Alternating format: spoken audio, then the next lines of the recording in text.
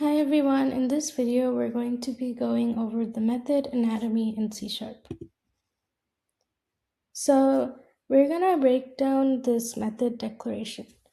So as you can see here, we have an example method and it says static void my method string name, and then we have a brace console.writeLine hello plus name and then another brace. The static means the method belongs to the class, not an object instance. The void is the return type in this case.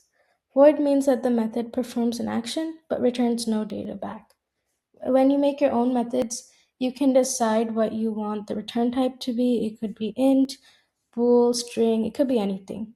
Void is just helpful if you're just printing something out and you don't want to return a value. And we have my method here, which is the custom unique name of our method. That's what we called this method, but when you make your own methods, you can create any name that you want.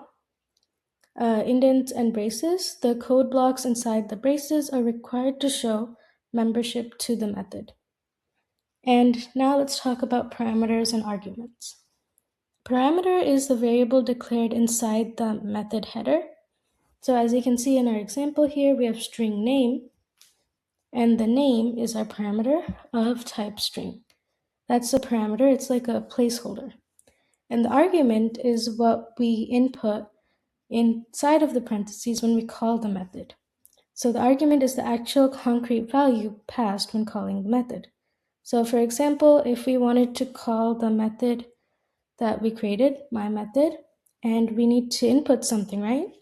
So we could input the name Jasmine, for example. And one method you should probably memorize or get familiar with is the main method. It doesn't take that long to memorize the syntax, and once you get the hang of it, it should be really easy. So just remember that you need to type static void main string brackets args and then put 2 brackets to close it, and don't forget the using system. The other parts are optional, they might not be needed in your program. The class might be required depending on your IDE. So that's it for this video. I hope it helped you out, and don't forget to like and subscribe.